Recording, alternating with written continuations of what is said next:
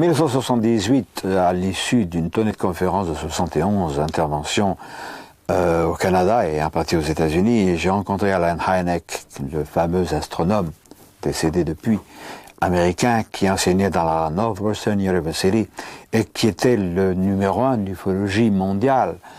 Alan m'a fait un cadeau, c'est cet agrandissement de la cabine Apollo 11 que vous voyez derrière moi. Cela pour nous amener peu à peu aux États-Unis où, bon, bien sûr, il y a davantage d'observations d'OVNI parce que c'est un territoire immense. Mais bien que la censure existe aux États-Unis comme partout ailleurs sur la Terre, paradoxalement, l'information y est plus libre. Et nous allons nous en rendre compte au cours de cette vidéocassette.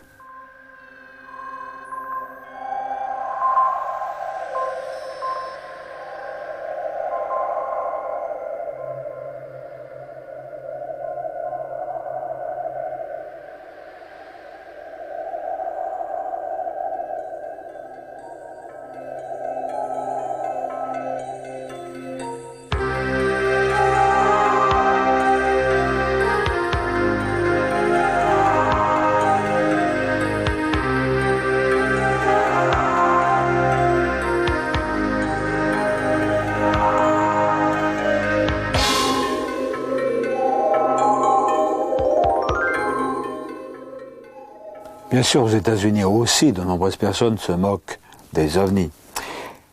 Mais il faut savoir, il règne là-bas tout de même une grande tolérance. Quand nous sommes allés à Richmond, en Virginie, un soir, nous nous sommes rendus dans un bookstore, c'est-à-dire une très grande librairie, pas spécialisée. Mais nous avons vu à quel point le public américain a l'intelligence de se passionner pour tout ce qui touche aux choses étranges, mystérieuses, et en particulier le domaine des ovnis. Nous avons vu des étalages, des rayonnages extraordinaires qui feraient rêver le plus blasé des ufologues français. C'est pourquoi aussi, aux États-Unis, existe la plus importante organisation, le MUFON. Donc à Richmond, en Virginie, nous sommes rendus au congrès annuel du MUFON, où nous avons rencontré quantité de personnalités extraordinaires.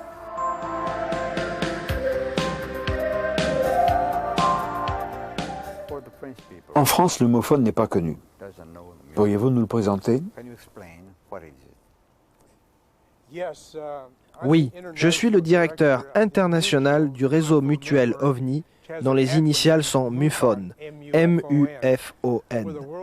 Nous sommes la plus grande organisation OVNI au monde. Nous couvrons toute la planète.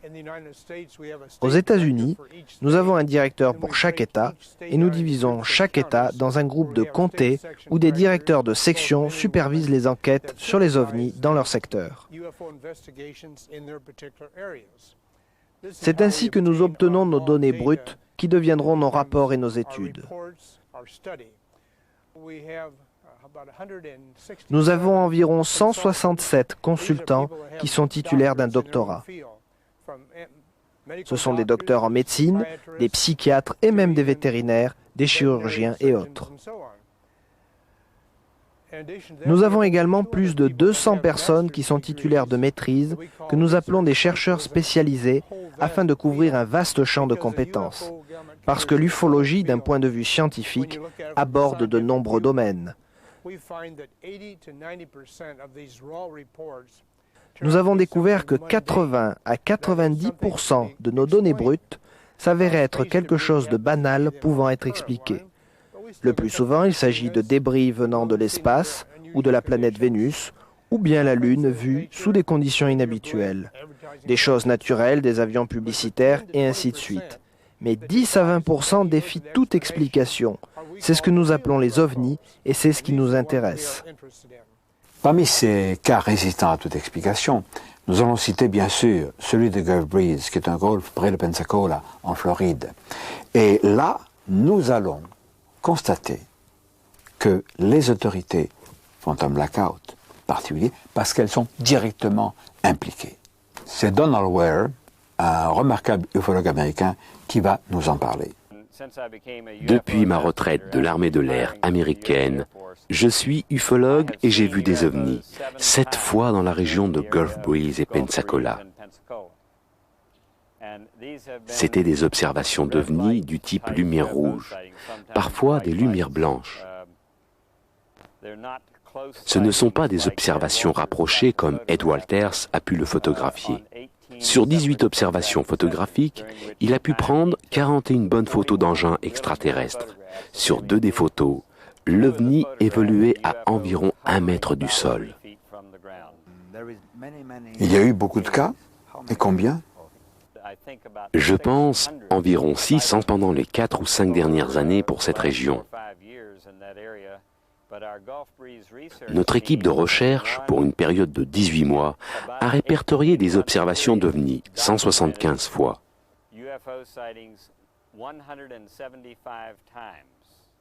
Ils se montraient alors 3 fois par semaine. Nous avons des éléments récents comme quoi on a forcé un vaisseau spatial à descendre sur la plage. Ceci à environ une vingtaine de kilomètres de ma maison, sur une partie de la base aérienne d'England. Toutes les créatures extraterrestres à bord du vaisseau furent capturées par des gens du gouvernement américain. Sur la plage de la base aérienne d'England, il y a ce que j'appelle un dispositif d'impulsion électromagnétique dirigée. J'ai eu cette appellation confirmée par la personne qui a dit avoir fait des schémas pour la compagnie qui l'avait construit. C'est omnidirectionnel. Vous pouvez le pointer dans la direction que vous voulez. Cela va générer un rayon d'énergie électromagnétique qui, d'après mon expérience militaire, a des effets dévastateurs sur tout ce qui est électronique. À un très bas niveau, cela peut être utilisé pour tester la résistance électromagnétique d'équipements de guerre électroniques. Peut-être pour tester des avions qui ont été électroniquement protégés contre ce genre d'impulsion. Ou bien, si vous augmentez la puissance, cela peut causer la défaillance des systèmes électroniques sur des avions ou bien sur des véhicules extraterrestres. C'est peut-être cela qui a fait descendre cette chose. Le véhicule a alors été transféré à la station aérienne navale de Pensacola. Les chefs d'état-major de l'armée américaine se sont rencontrés à la station navale aérienne de Pensacola le 21 août 1988. Ils ont visité un hangar qui était sous haute surveillance, équipé d'air conditionné depuis plusieurs semaines avant cela. Nous n'avons pas de preuves, mais nous avons beaucoup d'éléments circonstanciés comme quoi c'est ce qui est arrivé. Le cas de Gulf Breeze aux États-Unis est parfaitement connu, mais c'est pas vrai pour nous en Europe. Aux États-Unis, il faut le dire, l'information circule. Il y a une production énorme d'ouvrages sur l'ufologie. Nous nous en sommes rendus compte au congrès du MUFON à Richmond, à Virginie, avec l'abondance des stands qui proposaient des livres neufs, bien sûr, des nouveautés, mais aussi de très vieux bouquins. Et j'ai eu la surprise de trouver la traduction de mon bouquin « Les soucoupes volantes viennent de notre monde », un documentaire, qui est paru en 1954 en France, mais la traduction anglaise a été publiée en 1956. C'était une pièce de musée. En dehors des ouvrages, documentaires et autres, il y a un envahissement de gadgets touchant directement ou indirectement l'ufologie, les t-shirts, des autocollants de diverses sortes. Et puis il y a des porte-clés, il y a des ceinturons. Vous voyez même ici un petit gris, un short grays. Ce n'est pas du mercantilisme, c'est entrer dans les mœurs. Il y a une chose, par exemple, qui n'est pas du tout divulguée en France. Bien des ufologues même rigolent comme des imbéciles. Ce sont les jeunes femmes qui sont enlevées, qui sont inséminées, qui sont, disons-le, des sortes de mères porteuses, puisqu'au 3e mois de leur grossesse, elles subissent l'extraction du fœtus. Et c'est dramatiquement vrai. C'est un fait maintenant qu'ils enlèvent des hommes et des femmes afin d'utiliser leurs ovules et spermatozoïdes pour inséminer des femmes.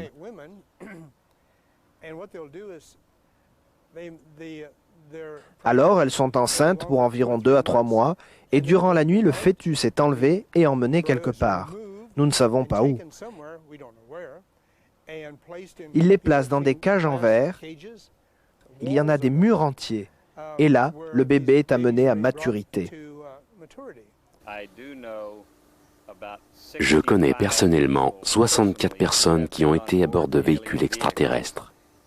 Et la plupart d'entre elles ont pris part à un programme d'hybridation. Je connais une dame près de chez moi qui a été enceinte 8 fois. Elle n'a qu'un seul enfant.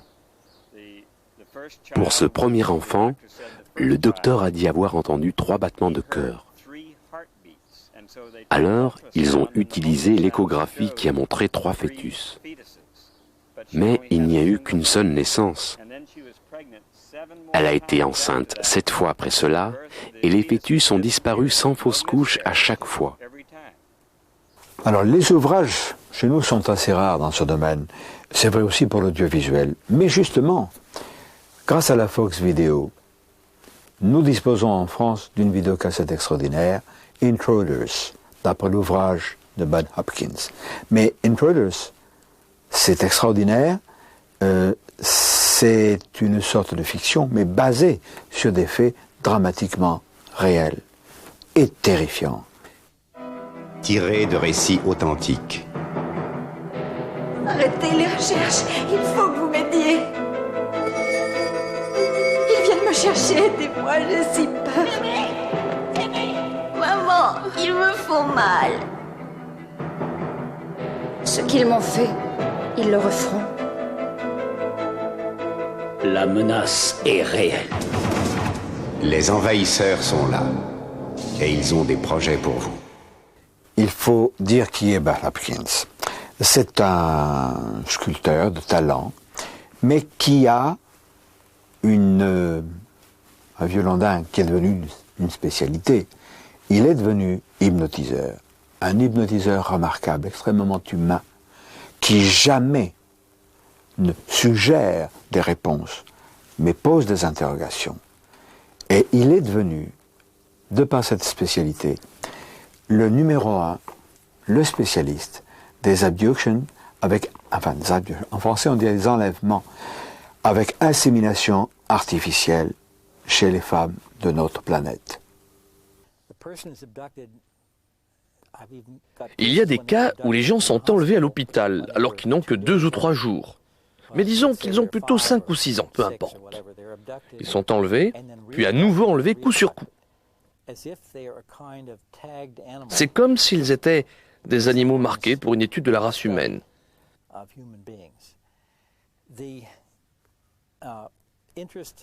L'intérêt de ceux qui sont dans les ovnis est très clairement exprimé dans le film. Ils se focalisent sur ce qui est génétique et reproduction. Des échantillons de sperme et d'ovules sont prélevés sur les hommes et les femmes. La personne est enlevée plusieurs fois. Dans le cas d'une femme, le plus souvent, celle-ci est enlevée et inséminée.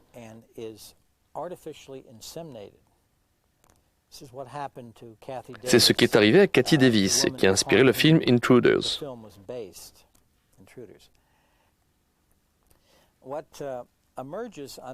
Ce qui ressort sous hypnose, et même parfois des souvenirs qui reviennent naturellement, c'est que la femme est à nouveau enlevée et que le fœtus en développement est retiré.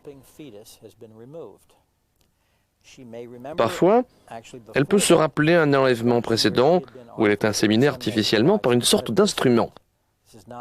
Il ne s'agit pas d'un procédé ou d'une chose sexuelle au sens où nous comprenons le sexe. C'est mécanique et clinique. Donc, elle est réenlevée, le fœtus est retiré et la personne n'est plus enceinte. Et ceci, bien qu'il y ait eu des échographies du bébé et tous les signes de grossesse. Elle est alors réenlevée et on lui montre un petit bébé. Ce bébé a des caractéristiques très étranges, moitié humain, moitié extraterrestre. Extraterrestres, vous voulez dire les gris? Oui, les gris. Les occupants des ovnis ont de très grands yeux, une très grande tête et un corps très chétif. S'ils ont des cheveux, il s'agit des hybrides. Les cheveux sont très fins, blancs et ne couvrent pas toute la tête. La personne est donc réenlevée et on lui demande de tenir le bébé. Et c'est comme si les extraterrestres pensaient qu'il y a quelque chose de magique dans le contact humain, dans le contact avec une mère. Il y a même des cas où ce sont des hommes qui sont enlevés, comme s'ils avaient contribué à la naissance de cet enfant et où on leur demande de prendre ses enfants. Maintenant, tout ceci a l'air complètement fou et je l'admets. Mais quand vous avez des centaines, voire même des milliers de cas, vous êtes forcé de prendre tout cela avec sérieux. Alors Bud Hopkins a voulu aller plus loin. Il a imaginé un sondage, élaboré d'ailleurs avec un institut de sondage, pour savoir combien de personnes et de quelle manière des personnes pouvaient avoir été victimes de ce qu'on appelle des enlèvements. Alors, je vais donc vous lire minutieusement ces 5 questions. Avez-vous disparu 1 heure ou plus sans souvenir de ce qui s'est passé? Vous êtes-vous réveillé paralysé, sans pouvoir bouger pendant plusieurs minutes, ou en ayant le sentiment d'une présence dans la pièce? Avez-vous vu des boules de lumière dans cette pièce, sans explication? Avez-vous relevé des marques particulières, inexpliquées sur votre corps? Avez-vous eu le sentiment de voler ou d'avoir été transporté dans les airs? Bud Hopkins nous livre des réponses surprenantes. Avec le groupe d'études, nous nous sommes dit que seules les personnes qui ont répondu oui à 4 des 5 questions auraient eu la possibilité d'avoir été enlevées sans s'en souvenir. Vous ne dites oui qu'à une seule question et vous n'êtes pas retenu. Mais les gens qui ont répondu oui à 4 des 5 questions totalisent 2% de la population, ce qui fait 1 personne sur 50. Et si la population des États-Unis est de 250 millions de personnes, alors nous avons affaire à un très grand nombre d'enlevés. Alors 2% de 250 millions d'habitants aux États-Unis, cela fait 5 millions de personnes, 5 millions d'Américains qui ont été, ou disons qui auraient été, mais moi je pense, qui ont été enlevés par ces êtres. Ces êtres qui, à l'échelle planétaire maintenant, parce qu'il n'y a pas que les Américains, on commence à avoir en France des activités de gris. Par exemple, non pas celui-là, négligeons celui-là, mais celui-ci a sévi quelque part dans l'est de la France. Il n'y a pas tellement longtemps. Et cette enquête, nous sommes en train de la mener. Alors, pour en revenir à ce phénomène mondial, nous ne connaissons pas exactement les intentions des gris. Oh, bien sûr, assimilation, mutilation. Mais les autorités se taisent. Je le répète, c'est le blackout. Alors, il faut aller plus loin et écouter ceux qui ont fait des constatations, ceux qui ont enquêté, ceux qui savent.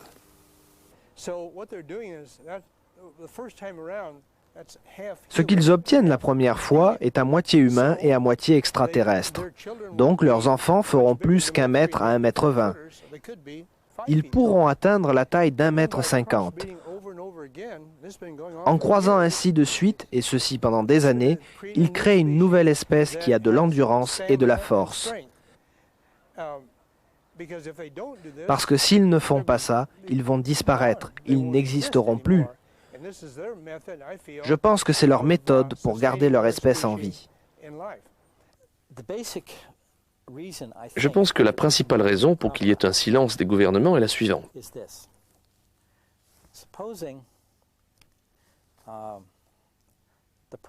Supposons que le président de la République annonce ceci. Mesdames et messieurs, les extraterrestres sont présents dans notre environnement, nous ne pouvons rien y faire. Ils peuvent surpasser en vol tout ce que nous avons. Ils enlèvent des Français, des hommes, des femmes et des enfants la nuit. Ils ramènent ces personnes en effaçant leur mémoire et en les utilisant pour faire des expériences. Nous ne pouvons rien y faire. Pour couronner le tout, nous ne savons pas où tout cela doit aboutir. Nous ne savons pas finalement s'ils se montreront amicaux ou non. Je vous ferai savoir quand nous en saurons plus. Merci et bonne nuit. Je pense que ce serait la panique. Et aucun gouvernement, François Mitterrand ou un autre, ne prendra les devants pour avouer une telle faiblesse. Nous sommes prisonniers. Oui, c'est entre leurs mains. Il n'y a rien que nous puissions faire. Maintenant, et c'est très important, je ne les vois pas comme des ennemis qui nous malmèneraient de façon délibérée. Ils n'ont pas l'air de faire ça. Ce ne sont pas des amis qui nous aident non plus. Ils sont ici pour leurs raisons. Il est malheureusement difficile, sinon impossible, d'en savoir davantage sur le comportement, sur les motivations des extraterrestres en raison de la censure du blackout appliquée par les gouvernements, tous les gouvernements. C'est pourquoi un groupe de gens courageux aux États-Unis ont créé Operation Right to Know, opération droit de savoir, sous-entendu, voir la fin du secret sur les ovnis et les extraterrestres. Et parmi les fondateurs de ce mouvement se trouve Ed Komarek. Opération Droit de savoir est une organisation internationale que nous avons créée pour obtenir des gouvernements du monde entier la divulgation des secrets concernant les ovnis. À l'heure actuelle, nous sommes principalement aux États-Unis, mais nous nous sommes déjà établis dans d'autres pays comme l'Argentine et nous commençons à nous établir dans d'autres pays d'Europe. Le 5 juillet, vous allez manifester à Washington devant la Maison-Blanche. Allez-vous rassembler beaucoup de monde? Ceci est en fait notre deuxième manifestation. Lors de la première, nous n'étions que 2. Et lorsque nous sommes allés à Washington, de plus en plus de gens nous ont rejoints. Maintenant, nous avons une organisation avec des membres, une lettre d'information et avec la couverture médiatique dont nous avons disposé, nous n'avons en fait aucune idée de combien nous serons. Nous avons prévu de 50 à 100 personnes, mais nous pouvons être des centaines. L'opération Droit de savoir, Operation Right to Know aux États-Unis, a une vocation internationale. Nous avons rencontré là-bas le représentant de cette organisation en Argentine, mais Guillermo Aldonati, c'est son nom, n'a pas les mêmes coups des franches que les Américains, ni peut-être nous en France, et il va nous parler des problèmes auxquels il a été confronté. Nous avons établi des projets pour faire une manifestation analogue à celle qui va avoir lieu lundi prochain à Washington. Mais nous avons eu certaines pressions, vous savez, cela venait des politiciens et de la police. Parce qu'ils disaient que si nous faisions ce genre de manifestation, cela voudrait dire que nous sommes fous, vous comprenez?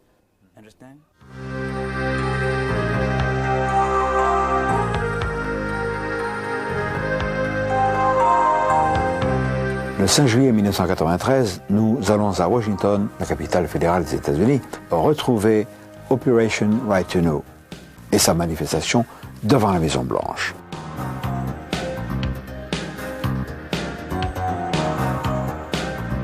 We're here to let the world know, and we're here to tell the government, no more lies! Nous nous retrouvons donc au parc Lafayette, où des intervenants vont se succéder avant la marche symbolique en face de la Maison-Blanche.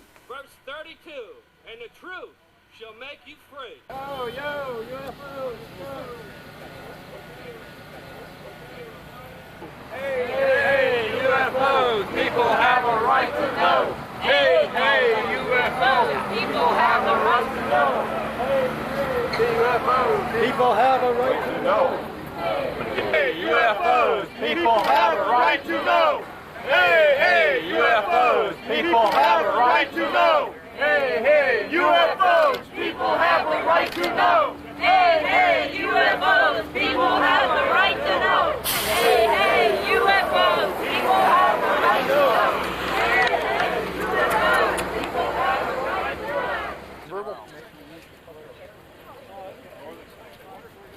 Hélène Douglas, vous êtes la fondatrice avec vos amis du mouvement Opération Droit de savoir. Quel est votre programme?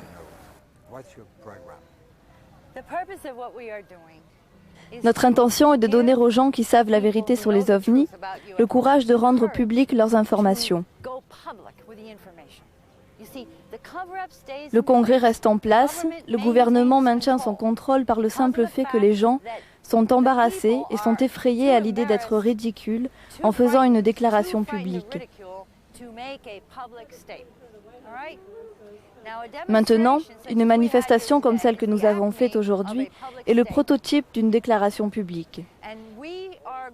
Et nous allons être un exemple pour toutes les autres organisations OVNI. Nous disons, voyez, cela peut être fait, la presse est venue et ils ne se sont pas moqués de nous. Quand nous avons fait cela, nous avons passé un bon moment et vous devriez le faire, car c'est ainsi que nous en finirons avec cette dissimulation. Nous allons, après notre amie Hélène de Glace aux États-Unis, retrouver en France, on fait un petit saut comme ça, notre ami Claude Chapeau. Claude Chapeau, tu as eu une formation scientifique, tu as écrit des bouquins, et tu as créé en France, on le rend public aujourd'hui, non pas Operation Right to Know, puisque nous sommes en France, mais Opération Droit de Savoir, sous-entendu la levée sur le secret dont sont entourés tous les phénomènes OVNI, les extraterrestres, etc.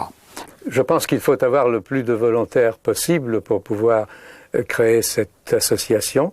Ensuite, il faut la développer. Et pour la développer, nous avons besoin du concours et de la télévision, des médias. Je pense que c'est comme ça que je vois les choses. Sinon, ce n'est pas possible. Il faut souligner que tu entends d'abord réunir autour de toi un nombre important de scientifiques. Tu as déjà des scientifiques. Il faut que les hommes de science, intelligents et honnêtes, qui n'ont pas peur de se commettre avec des gens comme Claude Chapeau, qui est quand même lui aussi un scientifique, et qui a le courage de secouer la poussière des interdits pour dire « nous sommes confrontés à un phénomène dont on sait parfaitement qu'il s'agit d'engins matériels venus d'ailleurs, essayons d'aller un peu plus loin ». Et nous avons pour cela besoin évidemment d'hommes de science. Oui, nous allons surtout nous occuper d'une partie médicale qui est très intéressante, qui va être, je pense, faite par mon neveu, qui est médecin biologiste et qui a travaillé à l'Institut Pasteur. Nous pensons, grâce à toutes les associations qui existent en Europe, avoir réunir le plus de patients possible qui auraient été enlevés, ce que disent les Américains, les fameux abductees. Et ces patients, nous leur ferons des examens, toutes sortes d'examens, des examens biologiques, des examens radiologiques, et surtout, par la psychiatrie, nous les mettrons sous hypnose, de manière à savoir exactement ce qu'ils ont vécu lorsqu'ils ont été enlevés. Voilà, je pense que c'est la chose la plus importante que nous devons réaliser ici, en France et en Europe. Alors, nous allons donner l'adresse à laquelle le public va pouvoir écrire. Claude Chapeau, tu es la cheville ouvrière de cette organisation. Tu vas recevoir un morceau de courrier. Alors évidemment, on n'est pas contre le fait de recevoir 2 timbres pour la réponse, hein, parce que tout ça coûte cher. Je ne vais pas sortir une sébille pour faire la quête, mais sous-entendu, si on peut aider cette organisation, eh bien, par avance, merci. Alors, c'est pas fini, parce que ce silence qui entoure le problème des officiels, leur volonté de faire le blackout, tient au fait que les autorités sont complices et impliquées directement dans ce cover-up, dans ce blackout, dans cette loi du silence. Et un de nos amis qui s'occupe de ce problème en Argentine va nous en parler. Maintenant, nous avons des gris, ces êtres gris. Les gris. Avez-vous des bases souterraines? Nous avons des bases souterraines dans la ville de Victoria. C'est peut-être pourquoi on ne veut pas nous laisser expliquer aux gens ce qui se passe ici. Vous avez des enlèvements aussi? Oui. Et des hommes et des femmes? Oui, ils enlèvent des êtres humains comme des femmes et parfois aussi des petits garçons. Nous enquêtons là-dessus. Les bases extraterrestres sont planétaires. Elles sont réparties partout de par le monde. Et nous avons vu qu'elles étaient protégées par leur enfouissement sous des bases militaires. C'est ainsi qu'aux États-Unis, par exemple, au sud-est de Washington, la fameuse baie de Chesapeake abrite certainement l'une de ces bases. Dans les régions en particulier, il y a la fameuse base de Norfolk. Pourquoi je dis fameuse? Parce que, vous le savez, je suppose, c'est là que s'est déroulée, avec Philadelphie également, cette expérience étonnante de ce navire des Eldridge qui a été rendu invisible, pensait-on, en 1943.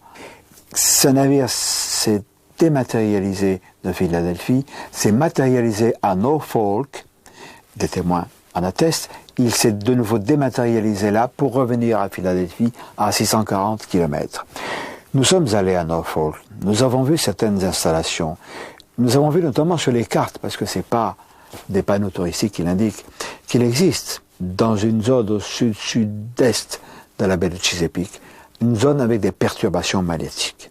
Alors, est-ce que ces perturbations magnétiques sont liées à une base, comme il en existe une, pas très loin de New York, où se déroule le Montauk Project, qui met en activité des manipulations temporelles. Et c'est fantastique.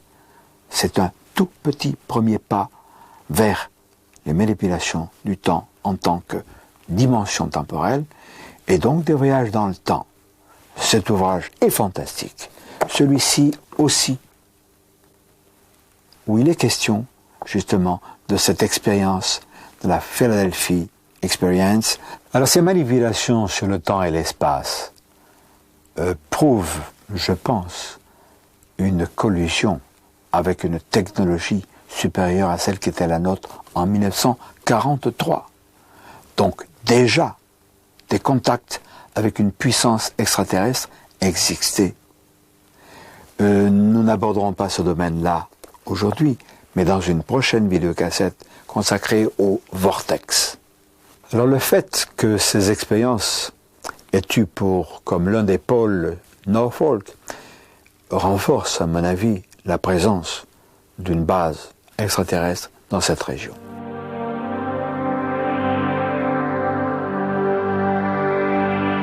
Pour en savoir plus sur les bases extraterrestres et leurs activités, dirigeons-nous vers le Nouveau-Mexique.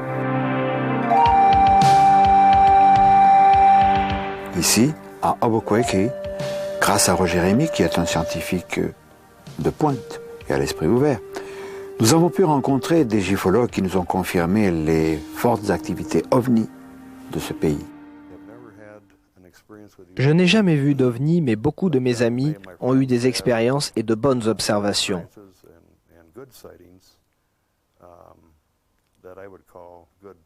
C'est ce que j'appellerais des observations sérieuses. Ce n'était pas seulement une étoile filante ou un avion ou quelque chose comme ça. Je pense qu'on a de fortes chances de voir un ovni au Nouveau-Mexique. C'est une très bonne région. Pourquoi ici et pas au Manitoba ou en New Hampshire ou en d'autres États des États-Unis?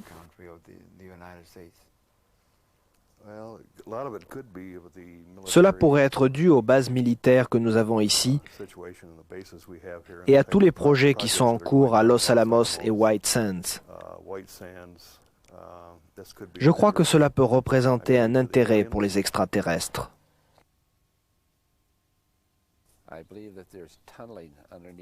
Je pense qu'il y a des tunnels souterrains. Et je crois que les ovnis se déplacent à l'intérieur de ces tunnels. Ils doivent entrer dans ces tunnels en faisant une sorte de distorsion temporelle.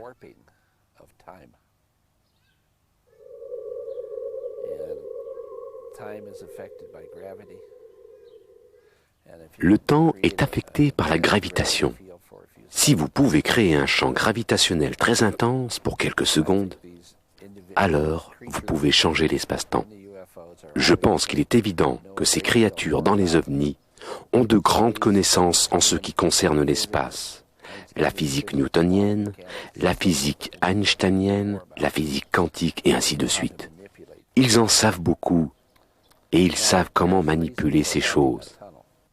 Voici la raison pour avoir des tunnels. Si vous avez une base, de toute évidence, une base militaire comme Kirtland ou comme Los Alamos, celle-ci se trouve au milieu de régions habitées où il y a beaucoup de gens. Si vous avez des ovnis qui décollent et qui atterrissent de Los Alamos ou qui décollent et atterrissent de Kirtland, il est évident qu'un grand nombre de gens vont les voir. Pour être plus clandestin, pour être plus secret, Vous volez dans les tunnels et vous sortez à un endroit où personne ne va y prêter attention. Je pense qu'il y a des tunnels qui vont du mont Arculeta à Los Alamos. Je pense aussi qu'il y a des tunnels dans d'autres endroits du Nouveau-Mexique. Peut-être qu'ils partent du VLA. Ce sont de très grandes antennes. Le Very Large Array est une installation de radiotélescope, une succession d'immenses coupoles, comme nous le voyons, qui utilise le principe de l'interférométrie. Megaseti, justement, utilise ce Very Large Array. Megaseti, dont on a dit qu'il faisait des recherches sur les communications extraterrestres, moi je veux bien. Il semble en réalité qu'il y ait là aussi, là-dessous, une notion d'étouffoir, minimiser le programme de recherche sur les ovnis pour monter Megaseti. Paul Picard a d'ailleurs écrit un ouvrage remarquable sur le phénomène ovni, sur les recherches, et nous parle de ce Megaseti. Au Nouveau-Mexique, il y a eu de nombreux crashs d'ovnis. Nous le répétons, on ne le répétera jamais assez. Et l'un de ces crashs a été transposé en Suisse par Sidney Sheldon dans ce bouquin publié aux Presses de la Cité, qui est une fiction basée sur des faits. C'est passionnant.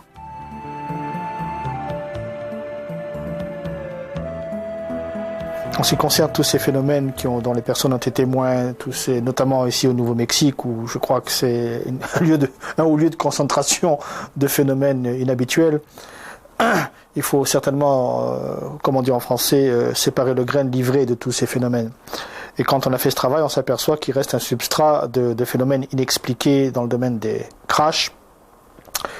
Et depuis 1947, je crois avoir dit au cours d'une de nos entrevues que j'ai eu entre mes mains des samples, des échantillons de matériaux. Certains des échantillons provenaient de matériaux très secrets d'engins terriens qui étaient crachés. D'autres, par contre, on ne savait absolument pas d'où ils venaient et on pouvait en avoir aucune idée. Mais en fait, disons que la communauté politique et scientifique est très, très muette sur ce sujet. Et ça se comprend parce que les gens ont très peur. Les gens ont très peur de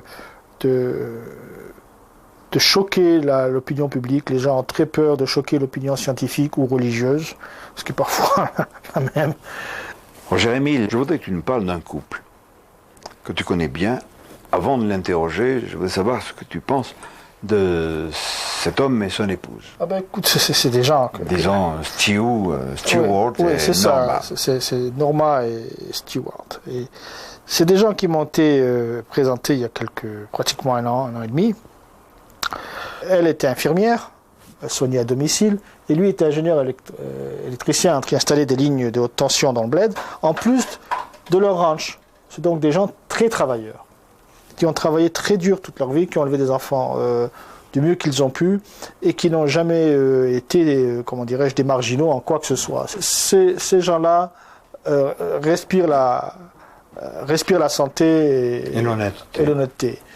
Bon, ça c'était la première impression que j'ai eue. Ensuite, quand ils ont commencé à me raconter leur histoire, qui au départ était absolument invraisemblable, comment des gens qui ont vécu en plein désert, qui sont sains d'esprit, qui sont stables, pouvaient à brûle pour point me sortir une histoire avec des rencontres d'un autre type, du troisième type, pratiquement.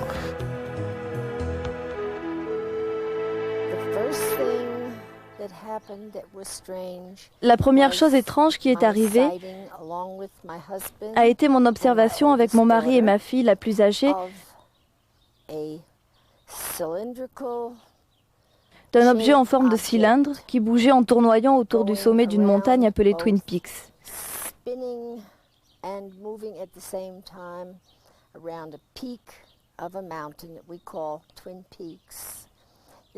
C'est dans les environs d'une région que nous appelons Mangus, au Nouveau-Mexique. C'est arrivé une fois avec mon mari, ma fille et moi-même, et une fois juste avec mon mari et moi-même. C'est la montagne où nous avons vu cet ovni qui évoluait en tournant tout en haut de ce pic.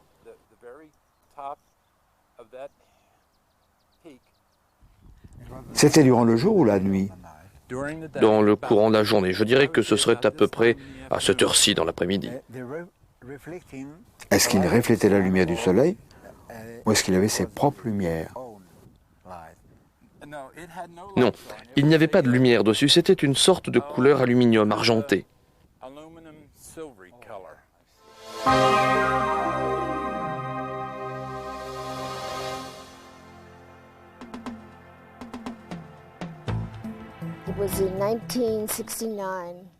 C'était en 1969.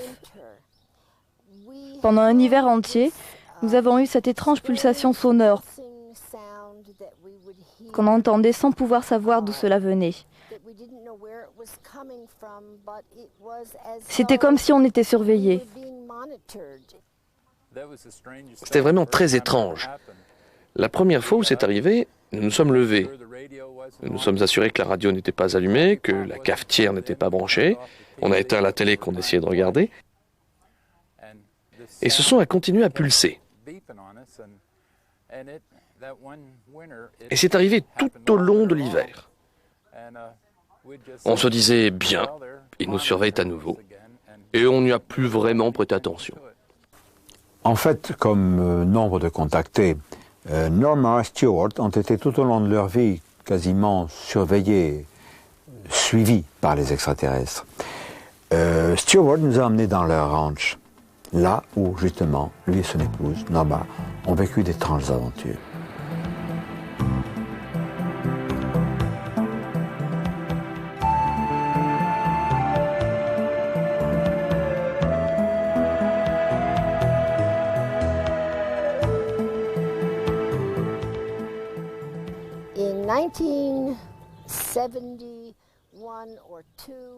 En 1971-72, je regardais par la fenêtre de ma cuisine et j'ai vu cet objet pas si grand que ça.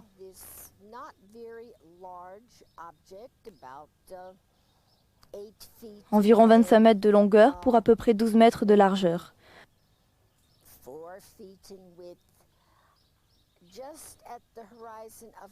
Juste à la limite de la fenêtre de ma cuisine. Ça a été une observation très rapide. Et la seule chose dont je me souvienne véritablement est cette magnifique couleur dorée sur le dessous. Il y a une montagne pas loin. Alors j'ai couru vers l'autre fenêtre de ma cuisine pour voir où il allait s'écraser, car j'étais certaine qu'il ne pourrait pas s'élever à temps pour passer au-dessus de la montagne. Et il n'y avait rien là-bas. Il y a une fois où ma sœur est venue nous voir. On lui a raconté pour les ovnis qu'on observait. Elle nous a dit qu'elle aimerait en voir un.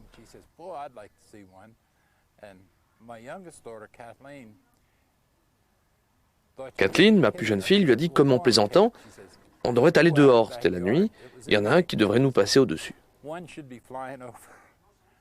Et bien sûr, il y en a un qui nous a survolé juste au-dessus des arbres, avec ses lumières allumées. Ma sœur était absolument étonnée qu'elle ait pu voir une chose pareille. Et nous étions étonnés que ce se soit passé comme Kathleen l'avait dit, viens dehors et on en verra un. Quand on les écoute, on est pratiquement envoûté par le récit de ces personnes. Que ce soit cette brave dame Norma, son aimable mari et ses enfants. Donc quand même, ça serait une conspiration familiale. Impensable. Et quand on voit ces personnes, il est très difficile de penser à ce genre de manipulation, ou de manipulation extérieure. Donc il ne fait aucun doute qu'ils disent la vérité. Ils ont été du reste traumatisés puisqu'ils ont maintenu ça sous cap pendant au moins 15 ans. Et qu'il a fallu un énorme climat de confiance et d'affection pour qu'ils puissent parler. Je pense qu'il est possible que Norma Pitt ait subi un enlèvement. Comme nous le savons, elle a eu cette expérience dans la chambre quand elle a dormi avec sa fille.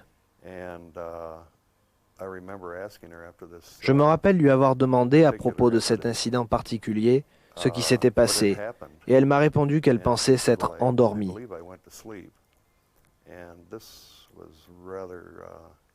Et c'est plutôt un bon signe en faveur d'un enlèvement. Ma fille, je suppose, dormait sur le ventre.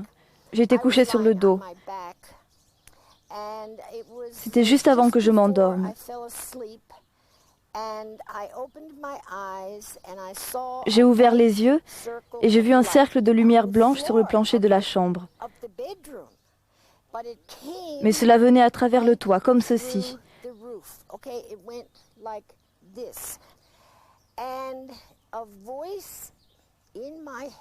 Et une voix dans ma tête m'a dit, « Si vous voulez venir, faites un pas à l'intérieur du cercle, maintenant. »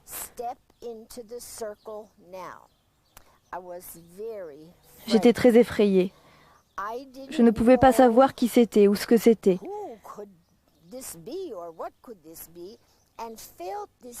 J'ai ressenti le besoin, peu importe ce que ce fut, de dire que je ne voulais pas y aller.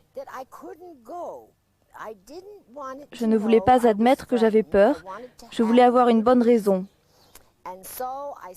Donc j'ai dit dans ma tête, j'ai un jeune enfant, je ne peux pas quitter cet enfant. Je dois m'en occuper jusqu'à ce qu'il grandisse. Après ça, j'ai fermé les yeux et je me suis réveillée le lendemain matin. Plus tard, j'ai remarqué cette tache sur ma jambe. J'ai cru que je m'étais donné un coup avec le lave-vaisselle. Finalement, je suis allée voir le docteur et on m'a dit que j'avais un mélanome de la peau.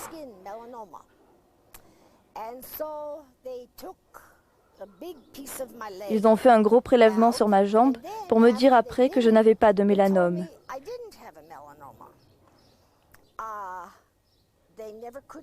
Ils n'ont jamais pu me dire ce que c'était. Comment vous êtes-vous rappelé votre contact? Je m'en rappelle comme un flashback.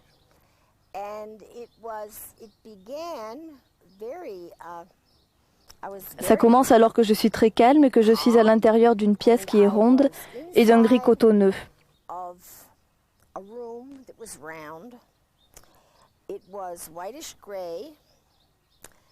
J'étais assise, mais je ne savais pas sur quoi j'étais assise. J'ai commencé à vraiment faire attention à la créature. Et c'était effrayant. Les yeux étaient très globuleux et très marron foncé, presque noirs, brillants, très perçants.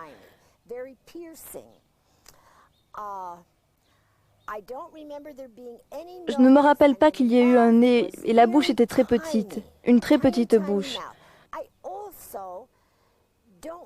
Je ne me rappelle pas non plus s'ils avaient des oreilles ou pas. Mais je me rappelle que je ne pouvais pas voir le cou, parce que le menton descendait jusque sur la poitrine.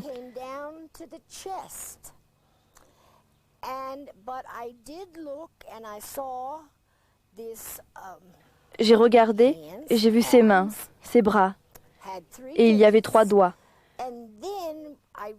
Alors j'ai réalisé combien c'était différent de tout ce que j'avais pu voir,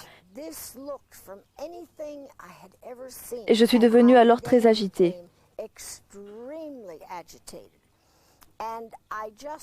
J'ai alors littéralement fermé mon esprit. J'ai décidé que je ne voulais pas en savoir plus. Point. Et je n'ai plus eu jamais d'autres souvenirs depuis que c'est arrivé. Vous voyez, pour tout cela, j'ai l'air de le prendre comme si c'était naturel. Je n'ai jamais eu la curiosité d'aller plus loin. Ce désintéressement de Norma paraît anormal. Nous n'avons pas voulu forcer sa volonté. Nous pensons, enfin je pense, qu'elle a été suggestionnée pour ne pas tout dire. C'est un cas là aussi fréquent sur tout ce qui touche aux abductees, aux enlevés, aux kidnappés par ces êtres. Elle ne l'a pas dit, mais il est possible d'envisager un enlèvement, sinon plusieurs.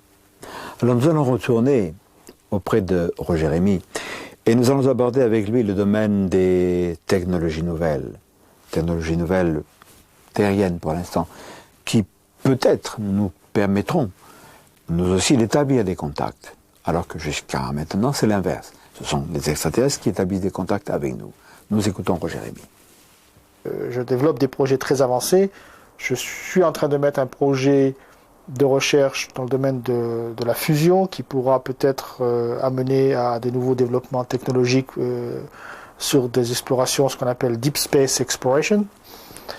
De faire des nouveaux designs d'engins spatiaux qui peuvent aller sur la planète Mars en très peu de temps, en quelques jours au lieu de quelques semaines ou mois. Et en collaboration avec des universités, avec des astronautes, des formeurs astronautes comme Jacques Schmitt qui a marché sur la Lune, peut-être développer des réacteurs à fusion qui peuvent produire de l'électricité et qui brûleront, on l'espère, de l'hélium 3. Et c'est à ce sujet... Non, de l'hélium 3. Tritium est radioactif. Ce mot hélium 3, je ne sais pas s'il est très connu du public, et c'est là-dessus que je souhaiterais, en tant que membre de l'IMSA, faire vraiment une parenthèse bien marquée. On a découvert en 1985, quand on a ramené des échantillons de la Lune, que la Lune avait un minéral appelé la régolithe, et que dans cette régolithe, il y avait un gaz qui était propulsé par les vents solaires depuis des billions d'années, et que ce gaz, c'est de l'hélium 3. C'est un gaz très rare sur Terre, il y en a peut-être en tout que quelques kilos. Ou alors il provient de la désintégration des fuels radioactifs des missiles. Donc c'est un produit très rare. Mais par contre, sur la Lune, il y a pour plus de 1 millier d'années de réserve d'hélium 3 qui peut être utilisé comme carburant pour la fusion, et laquelle fusion peut produire donc de l'énergie électrique si on arrive à allumer l'hélium 3 en tant que fusion. L'avantage, le grand avantage que le public ne connaît pas, c'est que l'hélium 3 est aneutronique, c'est-à-dire qu'il ne dégage pas de radiation. Donc il est certain que nous n'avons pas tellement le choix d'avoir des progrès très substantiels dans le domaine à la fois des matériaux et de l'efficacité des conversions énergétiques. Et qui plus est, d'avoir des énergies propres, qui ne polluent pas, où il n'y a pas de déchets radioactifs. Donc quand on arrive déjà à cette progression intellectuelle et technique, le pas est presque franchi d'ouvrir la fenêtre pour l'espace. Concernant ces techniques avancées, nous allons vous proposer un document tout à fait extraordinaire. Il a été obtenu à partir de la navette spatiale américaine, donc en plein espace. Filmé lors de la mission STS-48 de septembre 1991, cette image représente une partie du globe terrestre plongée dans l'obscurité de la nuit. Dans le coin supérieur droit de l'écran, vous voyez le ciel ou l'espace. C'est au centre de ce rond qu'apparaît l'objet en cause. Jusqu'à présent, son mouvement ne semble pas anormal. Mais vous remarquerez qu'un flash va se produire sur la gauche de l'écran. Alors l'objet va modifier brutalement sa trajectoire, ce qui implique des caractéristiques de vol impossibles à atteindre pour des engins terrestres connus. Vitesse maximale 320 000 km/h, accélération 14 000 G, c'est-à-dire 14 000 fois l'intensité de la pesanteur que nous subissons à la surface de la Terre.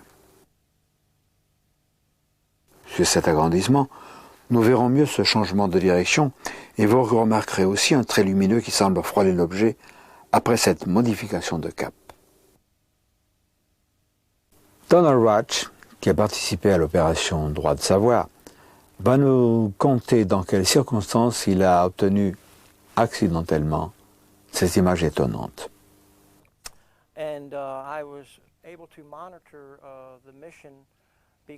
J'ai pu regarder cette émission parce que sur ma télé par câble, le canal 6 est celui du collège de ma ville. Et sur leur campus, ils ont une antenne satellite. Ils reçoivent les signaux de la NASA qui viennent de l'espace. Le signal est ainsi passé par la télé par câble et je l'ai enregistré avec mon magnétoscope. J'ai ainsi enregistré 12 heures d'émission. Et quand j'ai regardé celle-ci, j'ai remarqué qu'un segment appelé événement numéro 2 montrait un objet montant le long de la limite de la Terre. Celui-ci passait le long de la courbure de la Terre, et alors un flash lumineux apparaît.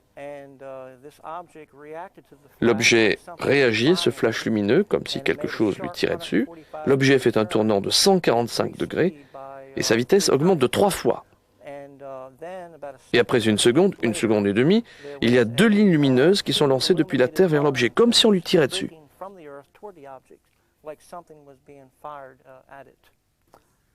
Qu'a dit la NASA? Je me suis tourné vers mon député et lui ai envoyé une copie du film. Elle a alors transmis à la NASA. Ils ont envoyé une réponse dans laquelle ils maintenaient que l'objet était un débris et que ce débris n'était à quelques trentaines de centimètres de la caméra.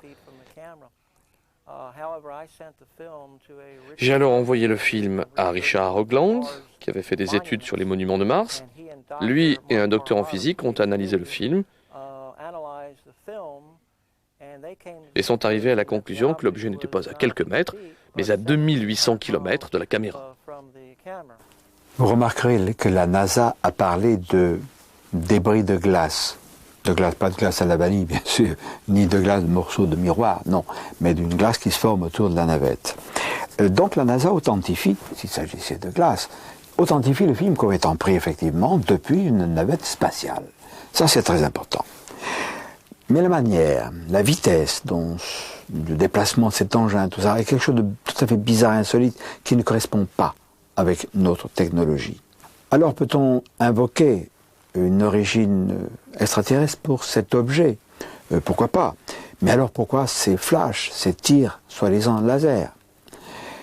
D'après Roger Rémy, il pourrait s'agir d'une nouvelle technologie mise en œuvre par l'Air Force. Bon, nous savons que l'Air Force travaille sur des projets extraordinaires. Voici un document émanant de la NASA. Oh, nous ne l'avons pas volé, nous ne l'avons pas dérobé. C'est un document qui est disponible. Et il fait état de choses tout à fait étonnantes dans le domaine de la technologie. Sur ce document, il est question par exemple de projets de véhicules spatiaux utilisant la fusion, et cette fusion amorcée par des tirs laser. L'important dans le film de la navette spatiale, c'est qu'il y a une anomalie qui est gênante. Cet objet, à l'évidence, n'est pas touché par les tirs, des faisceaux laser ou autres. Est-ce qu'il ne s'agirait pas d'une technologie mixte, élaborée avec le concours des extraterrestres? Mais précisons que ces recherches de pointe, selon Roger Rémy, qui est quand même placé pour le savoir parce qu'il fait partie de ces chercheurs de pointe, peut avoir une seule origine terrestre. Il a peut-être raison. Peut-être que des chercheurs d'aujourd'hui, des chercheurs d'avant-garde, ont réalisé ce que nos visiteurs ont accompli et se sont dit, mais pourquoi pas nous? Et qu'ils se sont lancés dans cette voie. Et Roger fait partie de ces chercheurs de pointe qui vont peut-être nous ouvrir les clés du cosmos. Donc aujourd'hui, nous arrivons à cette limite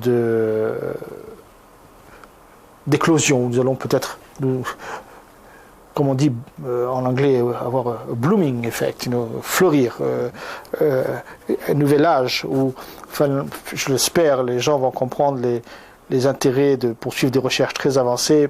Et c'est là peut-être où on se rapproche avec d'autres entités qui ont vaincu tout ce procédé, ont survécu à ces procédés, ont appris à maîtriser ces technologies.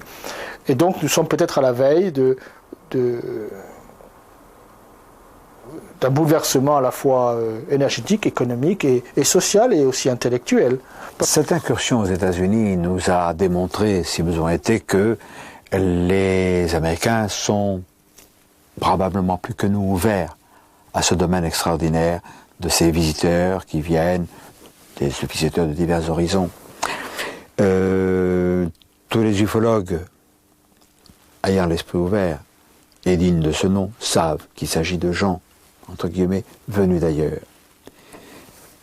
Mais cela peut s'admettre aujourd'hui, parce que nous avons quand même derrière nous un background technologique, un passé technologique. Mais reportons-nous juste après la libération, il y a donc 50 ans, aux États-Unis, dans la région de Los Alamos, dans un peu plus le sud, n'est-ce pas, où s'installent des rampe de lancement de fusées. Vous vous rappelez ces premières fusées, les Walk Corporal, qui ressemblaient à un petit crayon habillé comme ça. Oh, elles n'allaient pas très haut, puis elles retombaient. Ça se passait au Nouveau-Mexique, où ont eu lieu les crashs d'OVNI, où se trouvent des bases souterraines de gris. Et les Américains se sont aperçus que les Indiens, et notamment dans les pueblos, les villages, regardaient monter ça dans le ciel, et puis continuaient leurs occupations. Alors, ils leur ont posé la question, mais vous n'êtes pas surpris par ces choses-là? Parce que entre nous, les Américains, quand ils voyaient décoller ça, s'ils n'étaient pas Rocketeers, c'est des techniciens des fusées, ils avaient tendance, les témoins, à rentrer la tête dans les épaules. Et les Indiens ont dit, non, pas du tout. Nous, ça ne nous étonne pas. On leur dit, mais pourquoi ça ne vous étonne pas? Parce que nous savions, nous, peuple d'une nation indienne, nous savions que l'ère de lumière, l'ère de l'avenir, prendrait naissance ici, chez nous. L'ère de la lumière, c'est un âge nouveau qui s'annonce pour notre planète. Est-ce que nous mériterons nous aussi la lumière, ou est-ce que nous commettrons l'erreur de la transformer en nova? Et ce pourrait être alors la fin de notre monde. Mais ne soyons pas pessimistes. Les portes du futur, si c'est ainsi que nous appelons notre collection, vous réservent d'autres surprises, probablement moins dramatiques. À bientôt.